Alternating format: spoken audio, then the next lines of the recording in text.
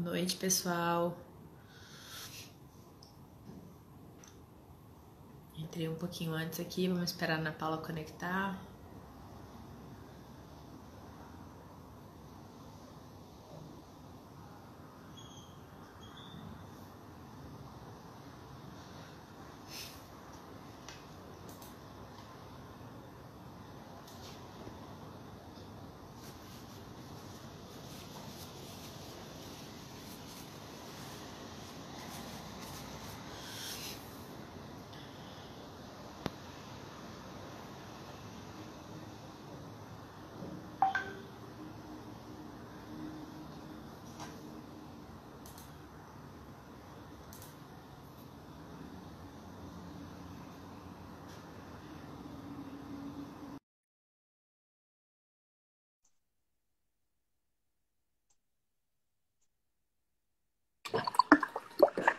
Oiê!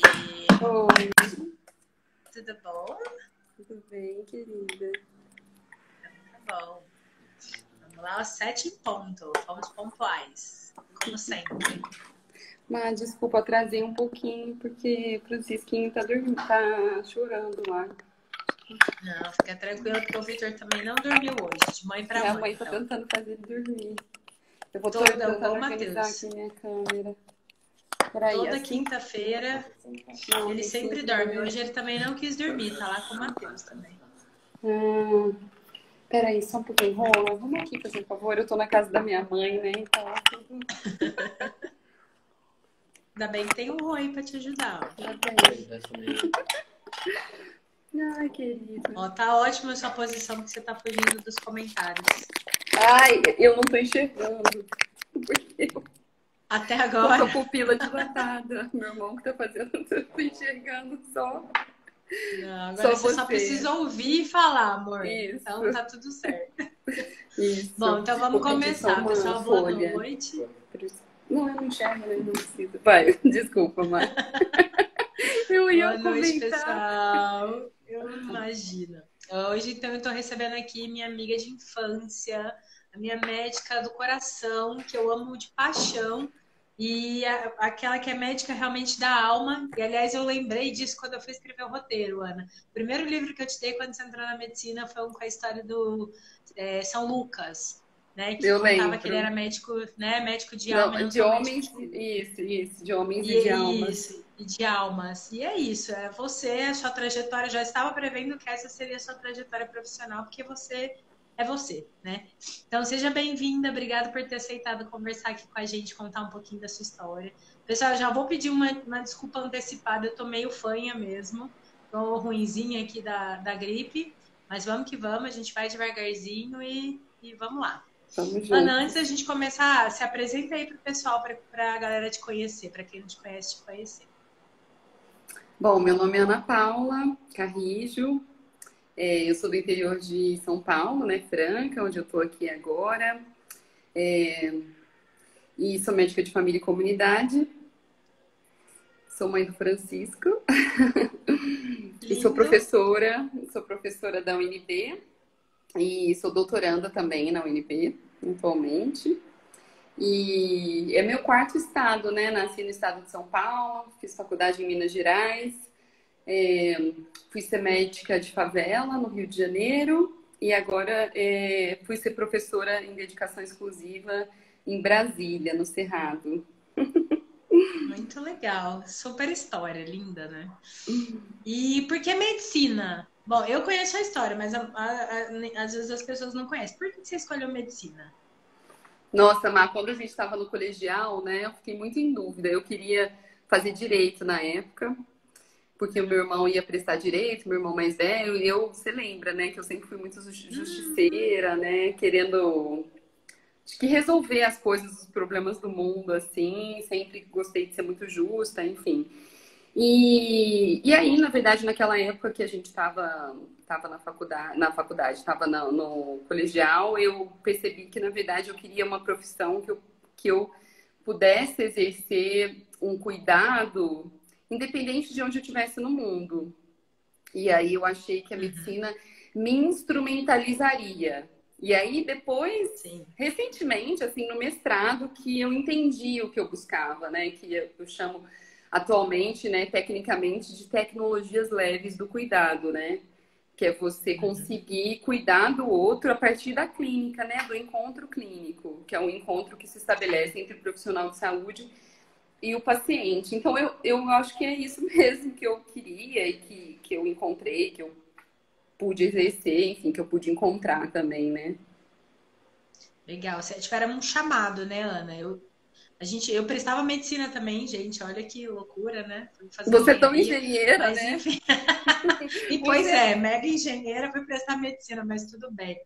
E é um pouco disso, eu sentia que era muito isso. A Ana tinha um chamado de realmente uma missão, né? Algo maior do que só o ser médico, né? Algo maior realmente de fazer a diferença, de fazer uma medicina diferente. Acho que por isso que quando você entrou, eu passei na livraria, vi aquele médico e falei, meu, eu tenho certeza que é a carreira da Ana Paula, sabe? Esse cuidado, esse encontro clínico, que não é só um encontro Olha a Marília físico, puxando né? sardinha pra Mas é amiga dela de verdade, infância. total. Não, demais, gente. Ela é demais. Ó, nem Ai, preciso. ai.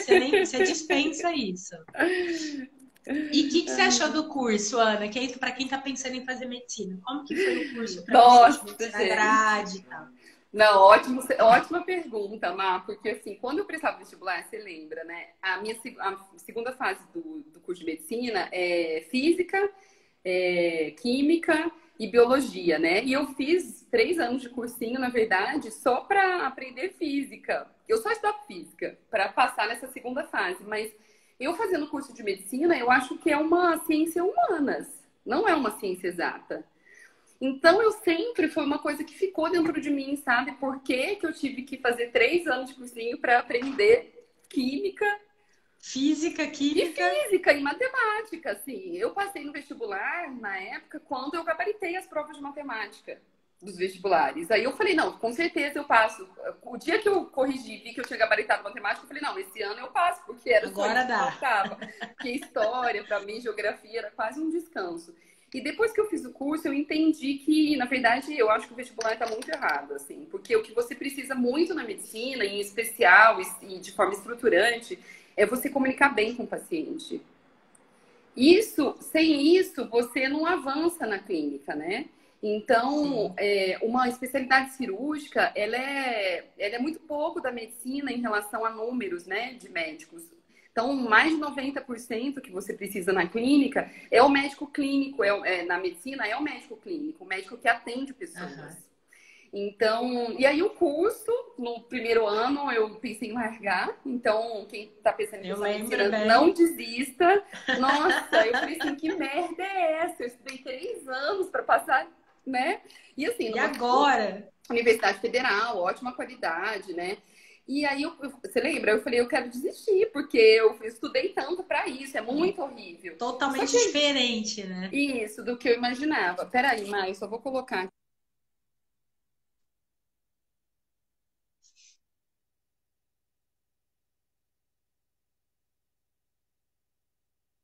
que eu escolhi medicina de família, eu entendi que medicina era o que eu pensava, era o que eu almejava, era o que eu esperava, era o que eu sonhava. E é o que eu exerço hoje como professora também, é o que eu ensino para os meus alunos. Medicina é interação com o outro, né? Então, você faz a medicina que você acredita. E aí eu faria medicina novamente em várias vidas, porque assim, você pode ser um pesquisador, você pode ser um médico do esporte, ou seja, unir duas coisas que Sim. você ama, você pode ser um radiologista, não ver pessoas, né? Ou não ter contato. Você pode ser um clínico, que é uma interação muito profunda com o ser humano e suas Aham. Com a famílias. gente. Isso. Uhum.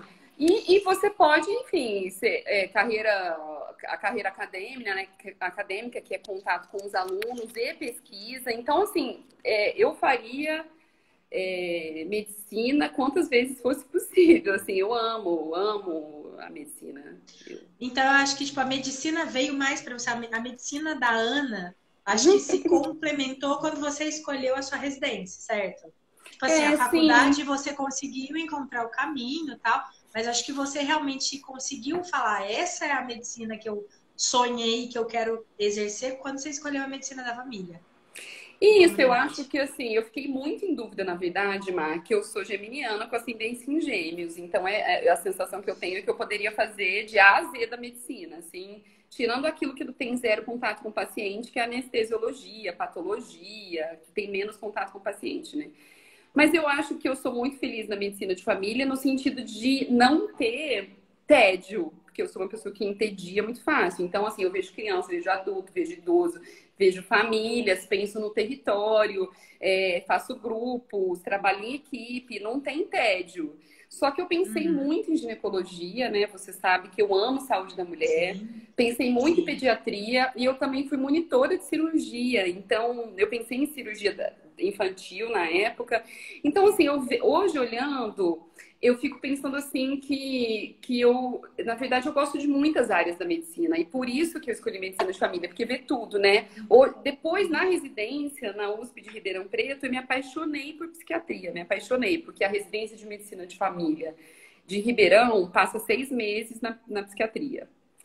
E de 2 anos, 6 meses eu rodo na saúde mental. E eu falei, cara, eu amo. E depois na minha prática E que como faz médica, todo sentido, né, Ana? todo Porque você fez de sentido. forma holística, a família como um todo. Se você não souber olhar para a saúde mental, né? Exatamente. Exatamente, a saúde mental e ainda você pensar no mundo pós-moderno, de sofrimentos, né? Você pensar nessa pandemia, o tanto enfim, com a globalização do mundo, a gente tem uma interação muito maior, mas tem uma conexão menor, né? No âmbito interpessoal das relações. E então isso causa sofrimento, porque também causa uma construção de expectativa e uma frustração de você não conseguir realizar o quanto você espera, né? Dos outros e de você mesmo. Então, a Sim, saúde mental eu acho que é estruturante ainda para a gente pensar a nossa saúde como um todo, né? E eu sou total. Ainda mais apaixonada por nesse mundo saúde mental. digital, né, amiga? Nesse mundo digital que você fica nas redes sociais, todo mundo só posta. Eu sou feliz, né? Ninguém vai postar na rede social que tá triste. Pô, eu tô doente. Eu não Isso. vou lá postar, gente, eu tô doente.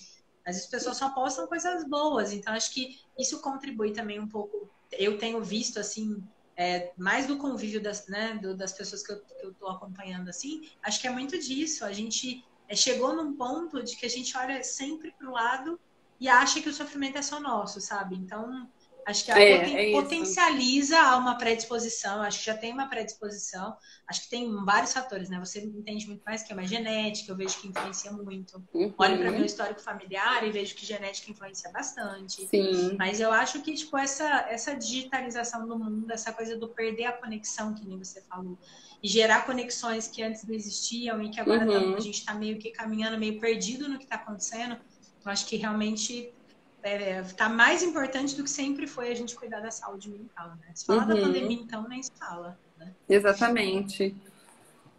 Isso, e é E, uma, Ana, uma... Ah, Não, eu ia te perguntar da medicina da família, porque é uma curiosidade que eu tenho. A gente escuta falar de medicina de família e comunidade como se algo, sendo uma especialidade mais preventiva do que as outras especialidades. É isso mesmo? O isso. que é a medicina da família e comunidade?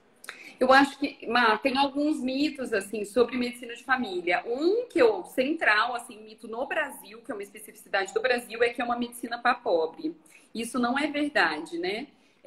A medicina de família, ela é a medicina carro-chefe no mundo, porque a gente deve resolver 80% dos problemas na clínica da família.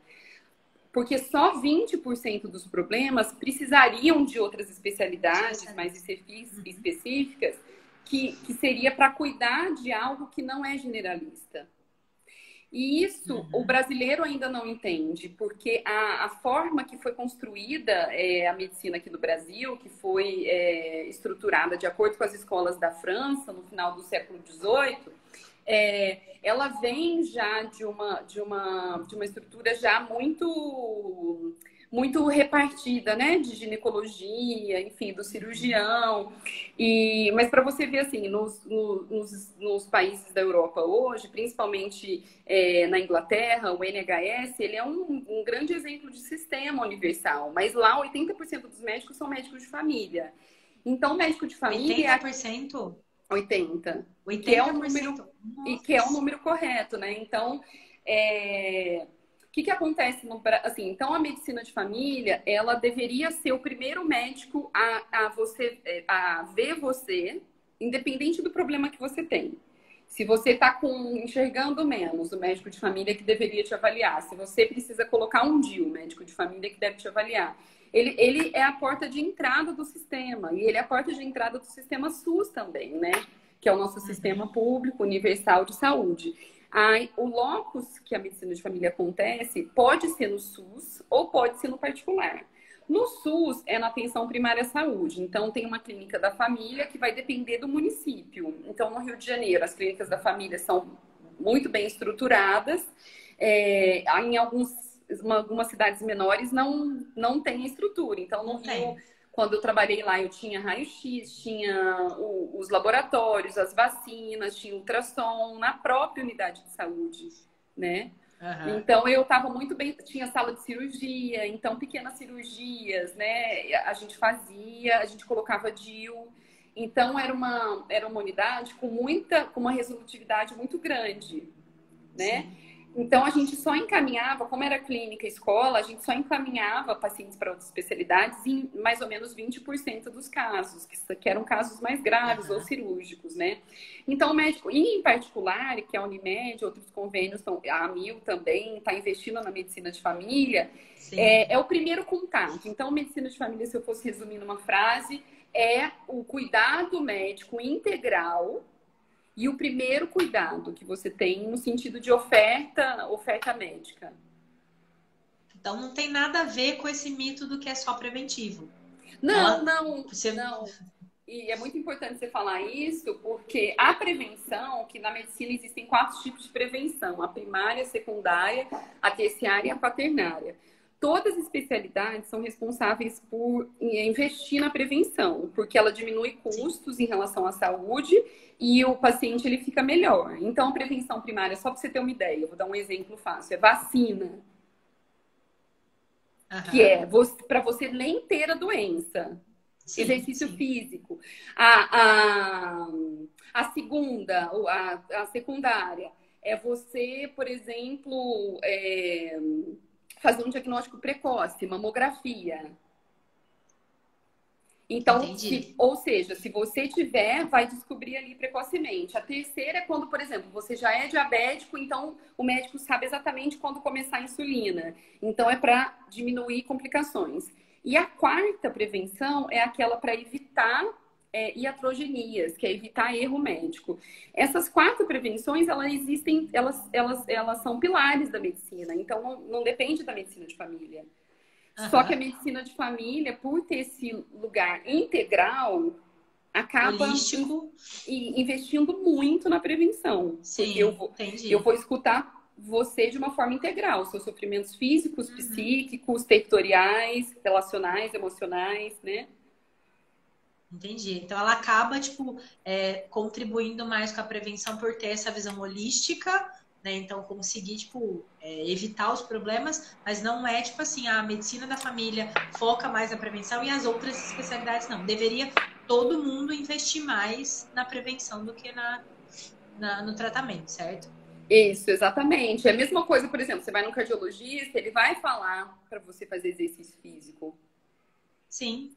E exercício físico, nesse caso do cardiologista, pode ser prevenção primária, secundária e terciária, porque, na verdade, se você não tiver nada, vai ser prevenção primária. Se você já tiver, prevenção secundária, entendeu? Então, todo mundo investe na prevenção, só que medicina de família eu acho que tem essa fama, porque a gente é muito ligado na proposta de promover saúde. Né? Então, nossa, que legal. É nesse sentido. Maravilhoso. E, Ana, o que você entende como sendo a sua missão enquanto médica e enquanto educadora? Assim, o que você acorda todos os dias ou vai dormir todos os dias pensando, essa é a minha missão mesmo, como médica, como educadora? Essa pergunta é bem legal, porque tem uma coisa que eu li uma vez e que mexeu muito comigo, que foi num congresso, eu era estudante ainda, no último ano, e por isso que eu escolhi medicina de família, na verdade, uma das coisas que me influenciou. Que eu estava num congresso em Florianópolis de medicina de família e o palestrante falou, a medicina de família é muito voltada para a coerência existencial. que é isso? Você promove o mundo que você acredita. Você não está dissociado do que você acredita. Então, assim, eu percebo que com os meus alunos, eu me sinto muito coerente com o que eu falo, com o que eu ensino e do que eu sou na minha vida. Né? Então, sim, ter uma vida mais voltada até para consumo, assim, para consumir comidas orgânicas, para consumir produtos de produtores locais. Brasília, isso é muito forte, né? Na UNB também. Para diminuir ao máximo o número de medicamentos que eu uso por conta de uma vida saudável. E também de dar um foco em especial para a questão de populações vulneráveis. Então, as disciplinas que eu dou aula na UNB, elas são de doenças negligenciadas, então hanseníase, doenças infecções sexualmente transmissíveis, tuberculose, doenças de pele e também saúde da população negra. Eu dou aula sobre saúde da população privada de liberdade, saúde da população de favelas. Então, são questões invisibilizadas socialmente, que eu quis focar, né? Quando eu cheguei na UNB, eu pude escolher qual matéria que eu daria, e eu escolhi essa justamente porque eu quero olhar e dar foco para essas populações que são invisibilizadas e que estão em vulnerabilidade social no país. E quando eu consigo deslocar o olhar dos alunos para os invisíveis socialmente, eu consigo ajudar na formação de empatia, na leitura, enfim, deslocar aquele aluno de medicina para um outro lugar, mesmo que ele não venha desse lugar. Sim, sim.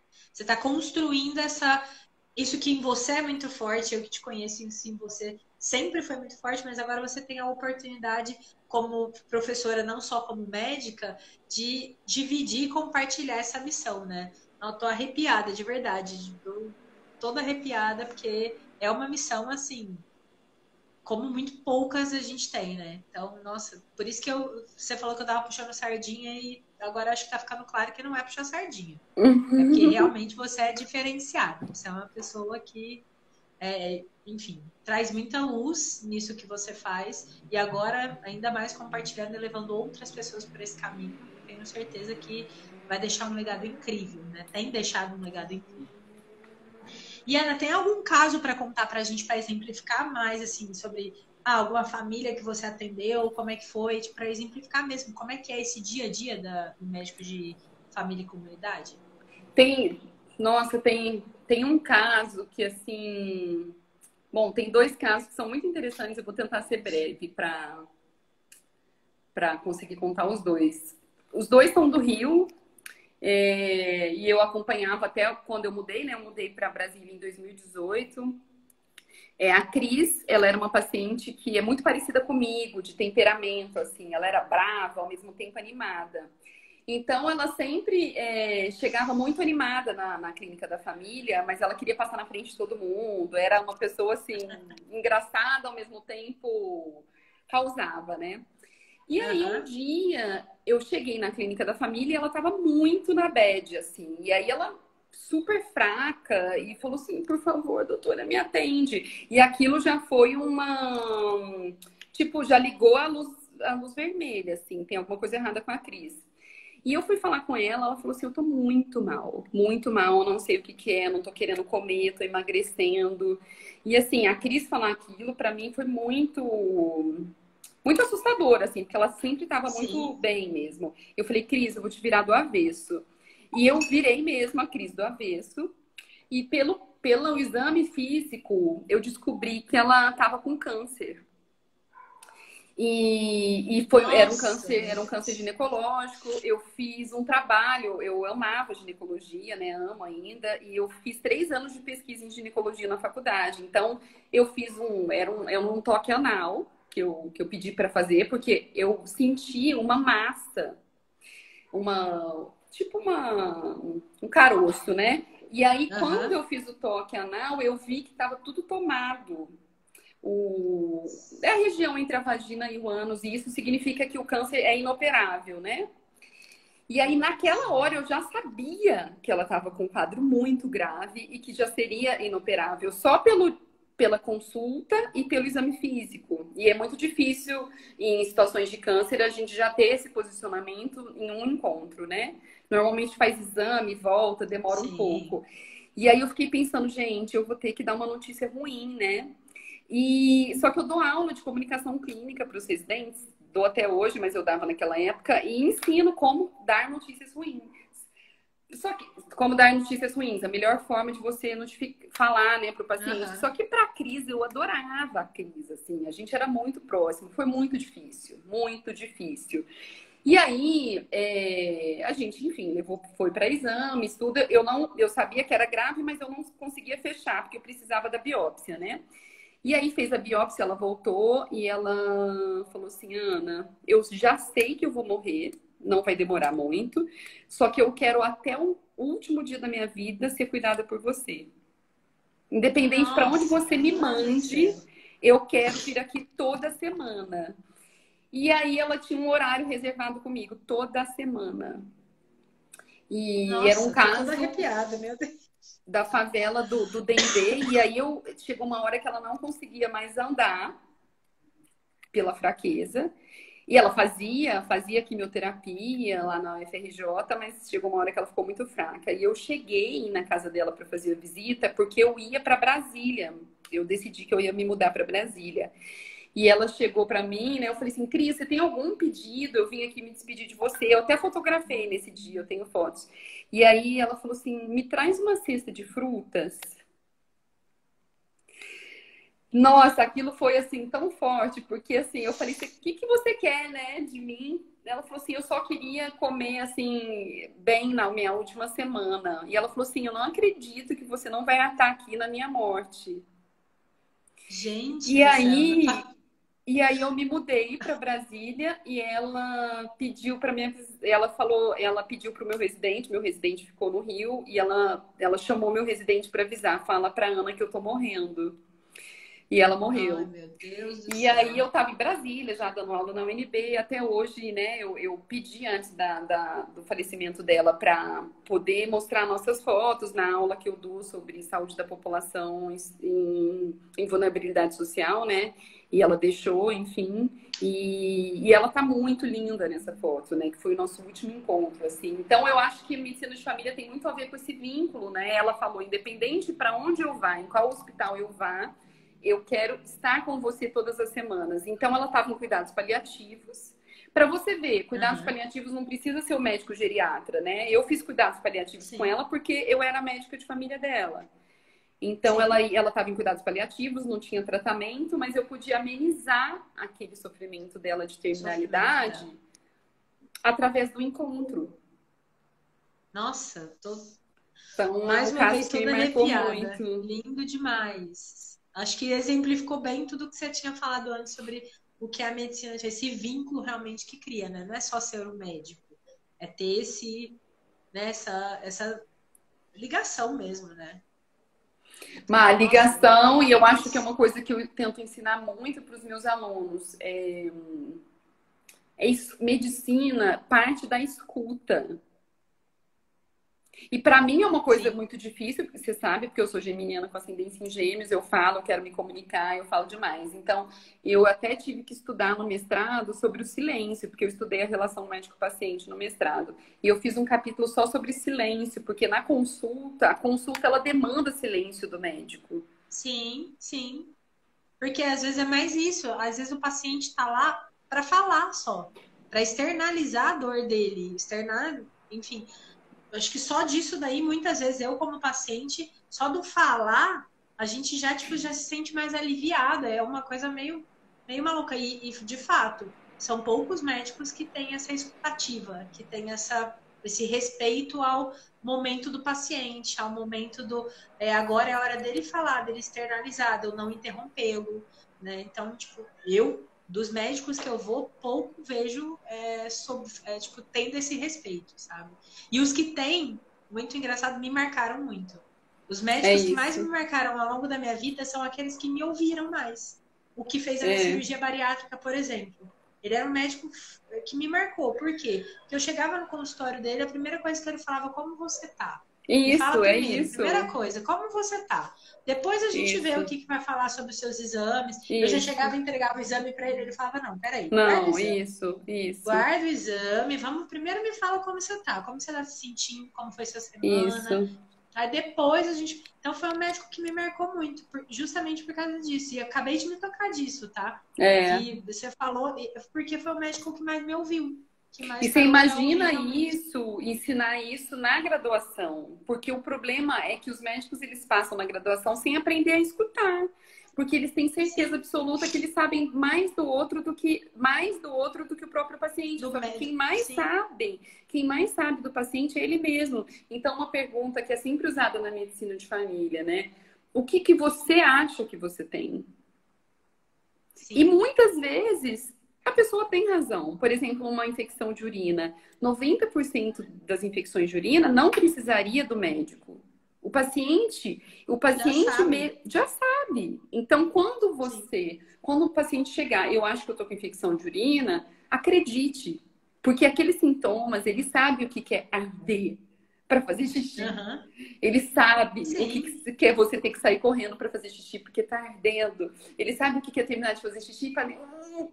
Então, quem teve infecção de urina sabe o que é. Então, ouça o Sim. paciente. Se o paciente falar, eu tô mal, eu tô com medo de ser depressão. Então, ouça. Já. Porque isso Aham. você tem que tratar aquele medo. É aquele medo que precisa ser tratado. Às vezes não é o primeiro problema não é a hipertensão, é o medo ou a depressão, é o medo de adoecer, Aham. medo de viver, medo de se relacionar. E o médico de família, ele aprende na residência a escutar. Isso é muito específico, assim, porque nós temos, durante os 2 anos de formação, uma formação em escuta, que é em comunicação Nossa. clínica, né? Como que você se comunica com a família, com a comunidade, com a pessoa, com as expectativas da pessoa, com o medo, com as ideias da doença da pessoa, né? Então, e deveria ser basal isso na medicina, mas não é algo Com óbvio. certeza. Não é. Eu falo porque eu nunca fui atendida por um médico da família e comunidade. Mas falando de médicos especialistas, é o que eu te falo. Os poucos que tiveram isso me marcaram porque a maioria não tem. É, de Deixa fato. eu só trazer uma questão, aproveitando que a gente está aí publicamente, né? O que que acontece? No Brasil, a medicina de família começou, assim, na década de 80, mas foi a partir da década de 90 que começaram a ter as residências, as especializações. Então, nós somos especializados em medicina de família e comunidade, mas tem uma confusão com o médico do postinho, porque tem muitos lugares que você não precisa ser especialista para trabalhar no postinho, Uhum. porque tem uma demanda por médico de família muito maior do que o número de médicos de família do Brasil. Então, em Entendi. vários municípios pequenos, quem trabalha na unidade básica de saúde não é médico de família com especialidade. Entendi. É alguém que se formou em medicina. E aí vem um grande divisor de águas. Claro que esse médico do postinho, esse médico que está trabalhando na UBS, pode ser muito legal. Só que quem passou pela especialidade é o médico de família e comunidade. E aí ele vai ter toda essa Uhum. formação, tanto clínica quanto em saúde mental, quanto para colocar DIU, para fazer procedimento, para conversar com as famílias, para fazer tem essa formação para terminalidade, para fazer cuidados paliativos, entendeu? Então é uma Olha só, é especialidade que muita gente fala assim, super é família, né? importante. Mas qual que é a sua especialidade? Minha especialidade é medicina de família e comunidade, é uma Família e residência, é uma comunidade. pós-graduação. Olha só, é super importante você fazer até para quem está fazendo medicina, pensar sobre essa especialidade, né? E para quem nem começou a fazer medicina, já saber que ela existe, né? Então, é muito importante. E não ter essa confusão, né? E Ana, você está fazendo doutorado. Você pretende continuar e seguir só a carreira acadêmica ou você quer continuar atuando clinicamente? Quais são suas pretensões? É, minha crise atual no mercado de trabalho, depois de ser mãe, né? Você entende? Mas, assim, Sim, quando eu muito bem. formei em medicina, nunca pensei que eu fosse parar temporariamente de atender. Quer dizer, na verdade, eu nunca parei, né, completamente. Só que no Rio eu atendia, sei lá, 60 horas por semana, né? E agora eu tenho só um turno com os residentes, porque eu sou coordenadora da residência lá da UNB, e aí eu atendo com eles. E aí o meu foco é mais na formação dos estudantes, dos residentes, mas pensando mais na formação de médicos, né? Eu trabalho muito mais com educação e com raciocínio clínico do que propriamente dentro do consultório.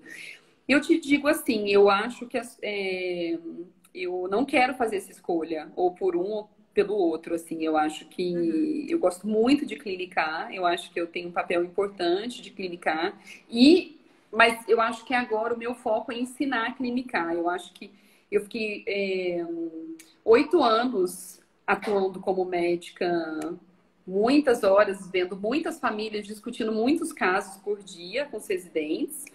Então, eu acho que eu juntei aí uma experiência, principalmente de trabalhar em 5 favelas diferentes no Rio.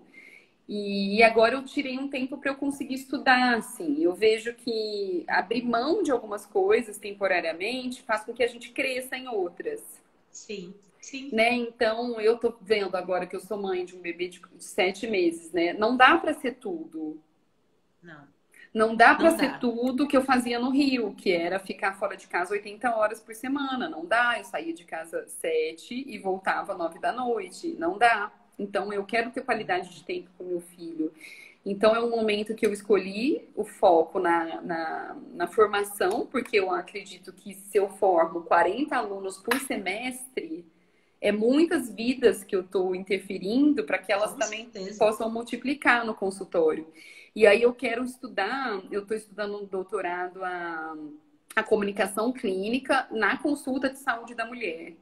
Então eu quero saber quem escuta certas questões em relação à saúde da mulher e como se escuta a mulher, em especial com foco na sexualidade. Porque eu fico pensando assim, quando você tem questões sexuais para trazer, você leva para quem? Para o seu terapeuta, para o médico? Se leva para o médico, leva Sim. como? O médico se pergunta, ele consegue entrar no âmbito, nesse âmbito, na consulta de saúde da mulher? Então eu vejo que a gente também, essa questão da maternidade, eu acho que traz muito feminino pra gente, né? Então eu acho que agora é a hora de ler, para ler, estudar e eu acho que me instrumentalizar mais para que eu volte para a clínica de uma forma mais plena. Nossa, com certeza. Né? E é o que você falou, eu acho que assim, é um complemento, né, Ana? As coisas se complementam. Acho que você teve uma bagagem de 8 anos que agora você está usando para multiplicar esse conhecimento com seus alunos e não parada também, estudando e buscando mais informações para quando você voltar a clinicar de forma mais intensiva, você trazer todo esse legado, né? Então, acho que é muito isso, as coisas se complementam. Eu fiz a pergunta justamente por isso, que eu acho que são etapas, são fases da vida da gente. Eu também estou passando por esse momento com a maternidade, de parar, pensar, refletir. E a maternidade aflora muito isso na gente, né?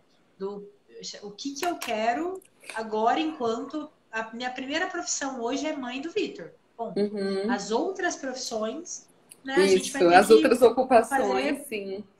vão ter que se equilibrar. Mas a minha profissão hoje, número 0 de foco é ser mãe do Vitor, né? Então, e você ser mãe do Chico. Então, acho que é bem importante isso mesmo. E eu acho que Ana, me acolher conta. isso, né, Má? Acolher, porque eu Sim, vejo que assim, se respeitar, não né, Ana? adianta eu querer ganhar o que eu ganhava quando eu tinha 3 trabalhos. Não adianta eu querer ficar até 2 da manhã, não vai funcionar.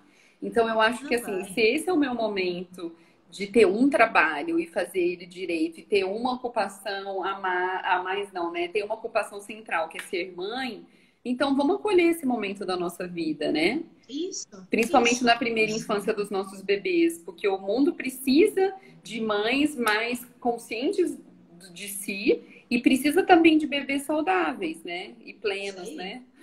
De Então, pais, na verdade, né? Pai e isso. mães, paternidade e a maternidade e a paternidade mais participativa mesmo, né?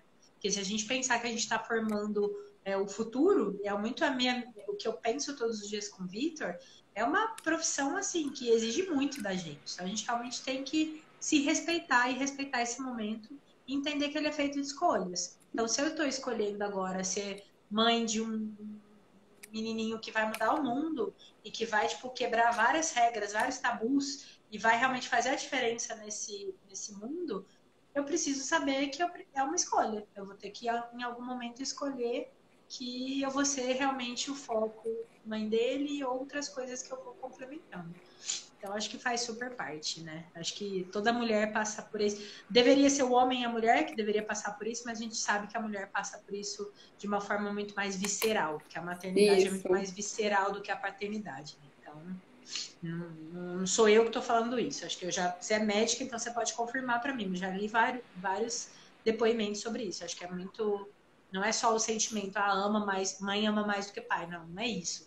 Mas a maternidade é muito mais visceral do que a paternidade. Uhum. E me conta um pouquinho mais sobre os seus sonhos profissionais aí, principalmente ligado a essa saúde da mulher, que você é super focada. Quais são os seus planos? O que você tem estudado? O que você tem visto de diferente, assim? Que é algo que eu também gosto bastante, então conta mais um pouquinho pra gente. Mas eu acho que, nossa, é muito difícil equilibrar essas 4 pessoas que tem dentro de mim, né? Esses gêmeos do meu horóscopo, porque eu quero muita coisa ainda da medicina. Mas eu acho que, primeiro, que é uma coisa que eu estou conseguindo realizar, é focar muito no hoje e conseguir fazer aulas com muita, eu acho que com muita vivacidade, assim. Agora as aulas da UNB estão em ambiente virtual, né? Então, eu tô transicionando todas as matérias para o ambiente virtual. Então, fazer algo que seja bonito visivelmente, que seja gostoso de fazer, com materiais reflexivos. Então, a minha disciplina tem música, tem podcast, tem exercícios, tem pinturas, todo o layout da minha disciplina é com quadros da Tarsila do Amaral. Então, eu acho que é entender que a medicina ela está integrada no mundo e ela não é uma coisa separada do mundo. Então, eu acho que isso está no nosso dia a dia, está nas artes. Mas, assim, o foco, para mim, assim, é conseguir fazer o doutorado. Eu acho que, para mim, é importante não só por uma questão de carreira acadêmica, né? Mas por uma questão de coerência existencial mesmo, no sentido de ser mulher e estar como mulher e mãe no mundo. Eu acho que eu quero conseguir ampliar essa escuta para o feminino, sabe? Eu acho que a gente precisa entender, eu acho que tem muitas mulheres ainda em sofrimento de uma forma silenciosa, né? Eu participei agora de um grupo, eu participo ainda, né? Desde que o Francisco nasceu, eu participo de uma roda de mulheres moderada por uma psicóloga, e eu fico pensando assim, bom, será que a gente precisa estar numa classe social que a gente consiga pagar um grupo moderado por uma psicóloga para a gente ser ouvida? Sim. Porque onde que nós mulheres pedimos ajuda, né? Então, eu acho que isso é uma coisa que me toca muito também a divisão de trabalho doméstico por gênero. Eu acho que na geração dos nossos pais, é claro que os homens eram machistas e esperam que as mulheres realizem o trabalho doméstico. Isso é uma coisa quase posta, mas na nossa geração, não. Na nossa geração, isso é um conflito diário nas famílias. Total. Porque os salários não equipararam por uma ainda dificuldade social de compreender que estamos equiparados em relação à qualidade, né, do trabalho que a gente exerce, só que a gente está ainda com segunda, terceira, quarta jornada em casa. Então, eu acho que um dos meus sonhos da medicina é conseguir mostrar e trazer à tona para os meus alunos e residentes que isso faz parte da saúde integral da mulher. Que saúde integral da mulher não é só fazer mamografia e preventivo, Papa Nicolau e ter o filho. Sem dúvida. E fazer parto, né? Porque pelo PAISME, que foi a política de saúde da mulher da década de 90 e depois foi formulado no ano 2000, o foco da saúde da mulher antes disso, era muito voltado para amamentar, ter filho, prevenir o câncer de mama e o câncer de colo de útero. E depois dos anos 2000, isso mudou no sentido de pensar a sexualidade da mulher, pensar o trabalho da mulher, a saúde conjugal, a saúde mental. Mas a gente vê que estruturalmente, no conceito de saúde ampliado, isso não está acontecendo, né? A gente vai no ginecologista, ele colo preventivo, né? Mas não Só pergunta isso, né? se E você olha tá lá. dormindo bem. Como que tá você e Imagina. seu marido? Você tem orgasmo, por exemplo? É uma pergunta Não, que tem que imagina. estar na consulta, né? Porque o orgasmo é um prazer feminino que na verdade define muita coisa, porque define o prazer que você está tendo na vida, define a sua Sim, saúde sexual e pode vir muitas coisas daí. sim. Então eu Dali você acho puxa várias, né, várias nuances que você vai poder vários investigar. sofrimentos, baixa Sim, autoestima, sim. relacionamento ruim, sobrecarga, insônia, né? Porque, por exemplo, essa questão, trazendo como exemplo essa questão do orgasmo, né? Que é uma coisa muito bizarra, porque as nossas mães acham normal, né? Mesmo a idade das nossas mães, assim, a geração das nossas mães, muitas mulheres acham assim, não, nunca tive, não tenho, nunca E tá terei. tudo bem. E tá tudo bem. E a gente sabe que não é Aham. isso. Então, assim, a gente precisa olhar mais, de uma forma mais aberta, eu acho. E se eu conseguir trazer isso, fazer com que os meus alunos saibam como perguntar coisas que são postas socialmente como delicadas, eu acho que isso vai abrir um grande caminho, porque, na verdade, a gente que coloca. A gente faz com que as coisas pareçam delicadas. Sim, é tabu. É Porque a tabu. gente foi ensinada assim. A gente foi Isso. ensinada assim. E a nossa geração sofre muito com isso porque a gente é a geração da transição. Porque para as É. nossas mães eram muito normais. A gente viu isso acontecer e se conformou com isso. E agora, provavelmente, a geração do Chico e do Vitor vão trazer isso muito mais leve. Vai ser muito mais Isso, tranquilo. Por isso que é legal você falar isso, que você está já trabalhando isso nas aulas, enfim. Porque esses são os médicos que vão atender, que são essa nova geração, né? Porque, querendo ou não, a gente já tá ficando um pouquinho velhinha, né, amiga? Então, tipo, já tem médico dessa nova geração aí e isso, que, tipo, estão prontos para tratar isso de uma forma muito mais natural, mais isso, leve, mais tranquila. Então, isso, muito bom que você tenha isso como missão para ensinar, para que a gente realmente daqui a pouco vire algo que realmente vai ser fluido, não vai precisar isso, ser tabu, né? isso. Muito legal. Ana, a gente está caminhando para o fim. Eu não queria que você deixasse de falar também 47 e o Instagram derrubar a gente com 1 hora. Eu queria que você falasse muito sobre o SUS e o Mais Médicos, contar para a gente um pouquinho como é que é a tua vivência do SUS, o programa do Mais Médicos. Eu não queria deixar de te perguntar para Trazer você contar isso, um pouquinho né? mais para a gente. Sim. Amigo, o SUS, assim, é um sistema único de saúde que é um dos modelos de saúde mais bonitos do mundo, né? E ele foi escrito depois da reforma sanitária, né? Na década de 80, se reuniram intelectuais, professores, estudantes, movimentos sociais, muitos médicos, para lutarem por um sistema que não excluísse as pessoas. Antes do SUS, só podia ir ao médico quem tinha carteira assinada. Olha As só. pessoas que não tinham carteira assinada tinham que procurar as Santas Casas de Misericórdia, que tem esse nome porque eram fundações filantrópicas. Então, você imagina o quão excludente era isso. Então, por exemplo, pensa, Nossa. quanto de informalidade a gente tem no Brasil? É 40%, não é? Falaram muito nessa pandemia. Não sei se é 40 ou se é 60, eu acho que é 40%, não lembro. Mas, assim, pensa que todos os trabalhadores informais não teriam acesso à saúde no momento de pandemia. Então, a reforma sanitária ela foi um movimento integral de vários segmentos da sociedade na década de 80 para falar, não, a gente precisa construir uma coisa que seja mais ética, né? Um sistema que seja no Uhum. minimamente ético para o ser humano. Então, nisso surgiu o SUS em 1988 e com um projeto lindo, lindo, porque ele garante saúde a todo cidadão. E cidadão são todos, né, no Brasil, independente da Sem cor, do exclusão. estado, sem exclusão. Então, assim, eu tenho orgulho, me arrepia, eu nasci para a saúde pública e nasci também para a educação pública, eu amo. Só que o que acontece? A estrutura material do país era de hospitais. E o SUS fez um projeto que começa com médico de família.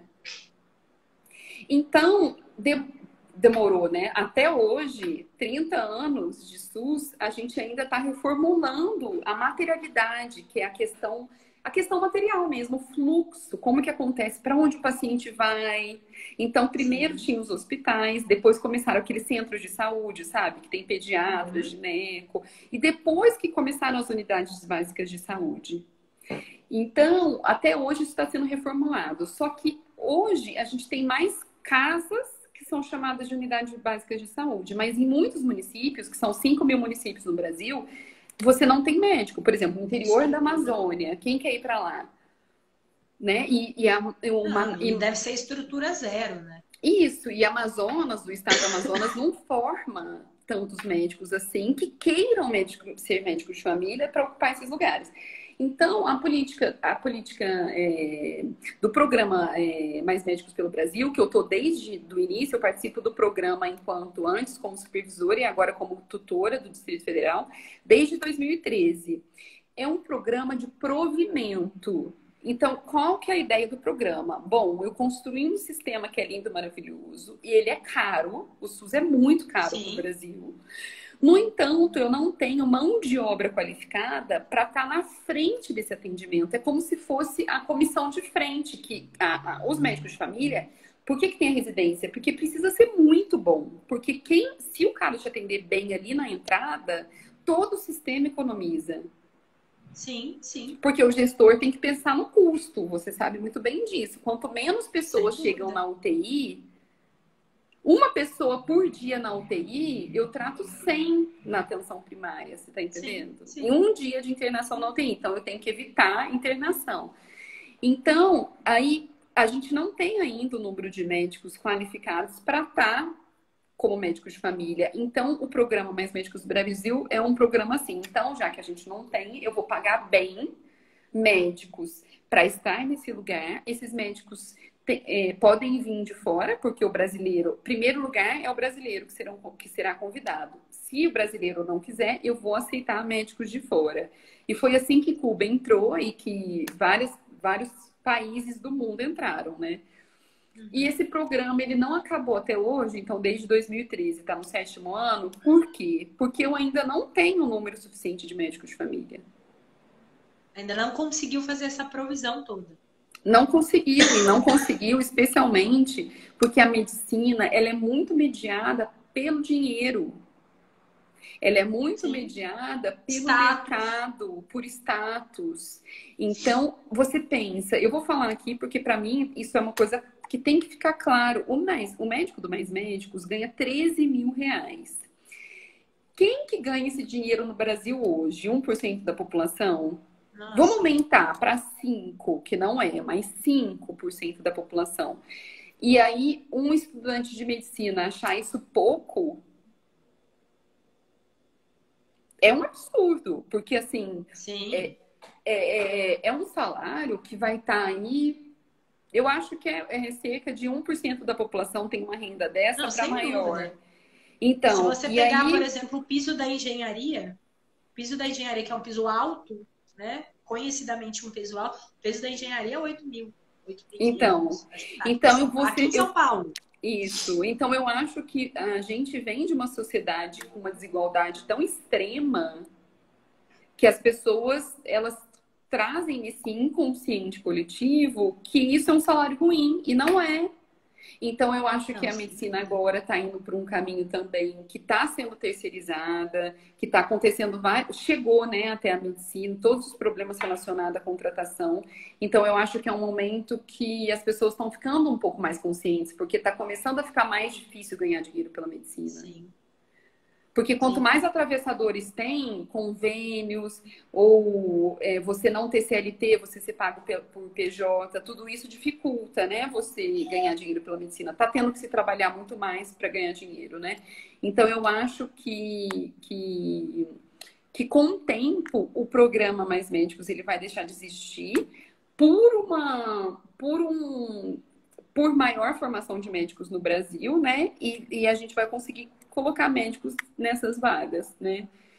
Mas é um programa que tem uma importância muito grande no país, porque existem várias pesquisas no Brasil, desde que o programa começou, que diminuiu mortalidade infantil, diminuiu mortalidade materna, diminuiu internação por complicação de hipertensão e por diabetes, que são causas sensíveis, que a gente consegue fazer alguns tipos de índices a partir dessas questões, né, que são questões centrais para a gente definir a qualidade de saúde do país, que é morte infantil, materna e internações por hipertensão e diabetes. Então, é um programa que teve um impacto muito grande no Brasil, em especial pela mão de obra cubana. Sim. Nossa, é incrível, e a gente, tipo, é isso. A mídia, enfim, as pessoas que não conhecem acabam estigmatizando um projeto tão bonito de levar a oportunidade de todos serem atendidos. É só isso. Não é, tipo, né, algo... É a oportunidade que as pessoas sejam atendidas minimamente e igualmente, porque é isso. Todos somos seres humanos. Ana, a gente está caminhando para o fim. Nossa, maravilhoso. Acho que eu sempre falo isso aqui, gente. Acho que 1 hora está sendo muito pouco para todas as lives. Eu tenho mais um monte de pergunta aqui que eu não consegui fazer para Ana. E vamos combinar de você voltar mais para frente aqui para a gente terminar esse papo, porque foi muito rápido. Que bom, Mar, que deu. A gente tem quanto tempo? 1 minutinho? 2 minutos. 2 minutos. Só uma questão, isso que você trouxe de todos poderem ser atendidos, a gente chama tecnicamente de acesso. A comunidade ter acesso aos médicos, né? E eu fui para Cuba dar aula para os cubanos, porque eles tinham um processo de formação de 1 mês antes de virem para o Brasil. E assim, na turma que eu fiquei esse 1 mês dando aula para prepará-los para os protocolos brasileiros, tinham vários médicos com doutorado.